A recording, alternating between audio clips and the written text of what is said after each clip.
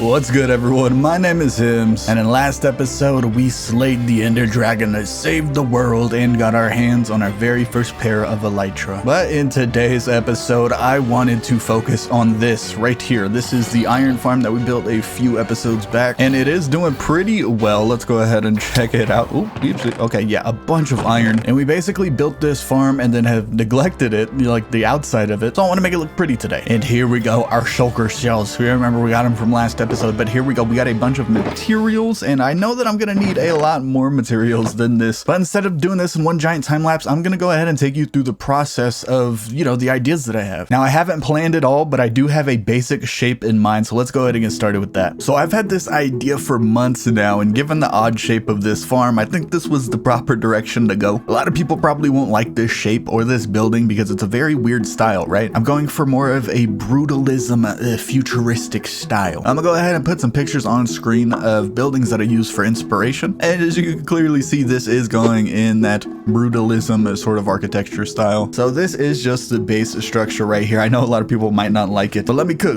I'm gonna go ahead and texture this up, and we're also gonna add some depth in there. Hello, Hank and Tank. They spawned on the ledges because I couldn't get them filled in quick enough. But yeah, I'm gonna go ahead and add some pillars right here just because I think it'll balance everything out. Let me try to do that really quick. Okay, I do like that a lot. I think it adds a lot. A little bit more structural integrity. Goodbye. Up here, I added these lights that flicker on and off. When they go on, that means that the villagers are being scared by the zombie, which means that there is a chance to spawn an iron golem. So I thought to add that in because throughout the base, I want to have a lot of motion, and I want to be able to see things working. Like, I don't fully want to cover this up. I kind of want to be able to see all of the iron golems moving and the lights flashing on and off. I think it would look cool. Now, I didn't put a pillar on the backside yet because I have another idea. I just don't know if it would actually work. I don't know. We'll see.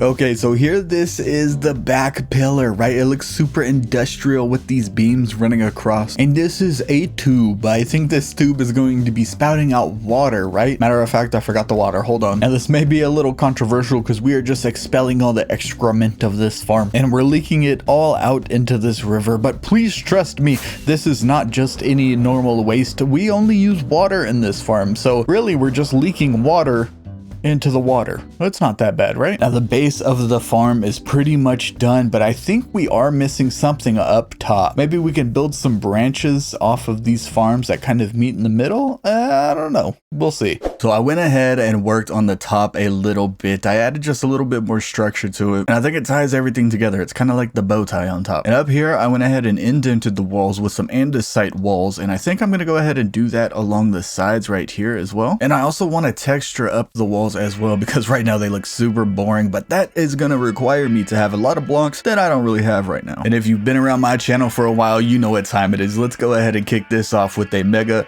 mining montage. Let's go.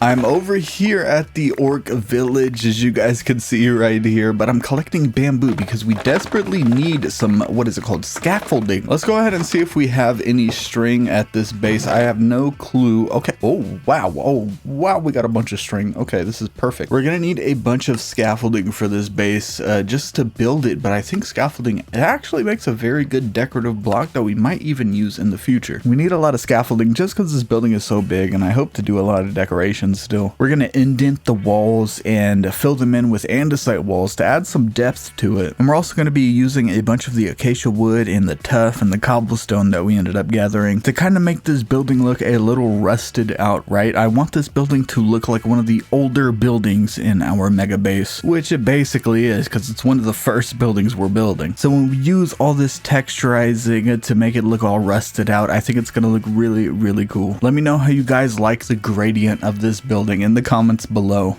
Well, I am over here at the iron farm just trying to pretty up the base of it. I went ahead and made a full circle around the entire farm, and we still need a pathway. I guess for now we'll just use these pathway blocks to kind of signify that you know, we need to replace this at some point. But dude, check this out. I went around the entire farm and textured this up, and this did take a while, but I really like the way it turned out. Now there are many kinds of different texturing patterns, and I plan to make a video on that in the near future, but today we did like this cluster pattern, right? I wanted these acacia woods and the tuff to be very close together with the cobblestone kind of thinning out to give it more of a rusty look, and I think the gravel helps with that as well. Now if I could be honest with you, it took a while for me to get used to like texturing in Minecraft, and you kind of have to have an eye for it, right? But I think on this building, it makes it look very old. It makes it look very cool. And here's this other side. So we did the cluster pattern for the rusty parts, and then with the gravel and the andesite blocks, I kind of just did a random sporadic pattern with those blocks, just to give the very flat stone walls a little bit of noise, right? It helps break up the monotony of the stone walls. So if you look at this andesite and gravel cluster right here, if I just put stone right here, it would look very boring, but since I put a couple different gray blocks, when you zoom out,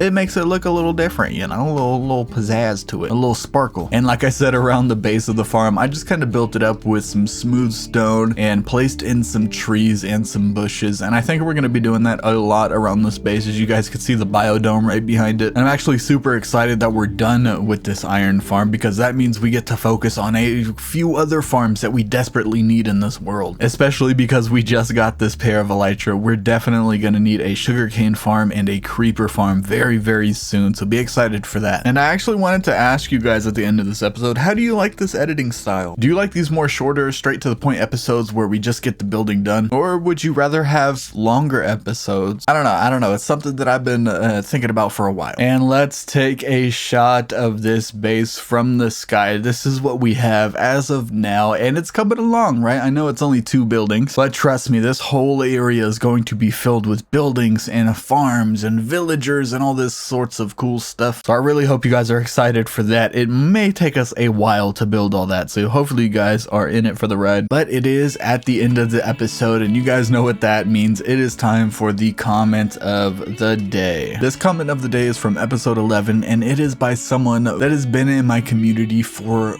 a few years now. They have continued to support me, but this is from Fish in a Suit. You know, we love you over here, Fish, and their comment says, "Great video, Hims. Your way of editing makes your videos so fun to watch, like how the dragon fight was being built up, but it was just a one hit and dead. That made me laugh." I'm glad you like that, Fish in a Suit, and that kind of ties me back down to the question that I had before the comment of the day is, how do you guys like this editing style? I do really like the fast pace and meme editing style, but it does take a while to produce, so if you guys don't mind that, then, you know, I'm down for it. Let me know down in the comments. But with that being said, that is going to be the end of today's episode. I truly hope you guys had a blast watching, and I hope you guys tune in for more of this world, because we will be building up this mega base. And even if you guys don't like futuristic builds, we have so many more villages and builds coming in this world. I'm super excited for this single player. This is pretty much the single player world in Minecraft that I've always wanted, and you know, I'm just super excited to finally get it started. But until next video, everyone,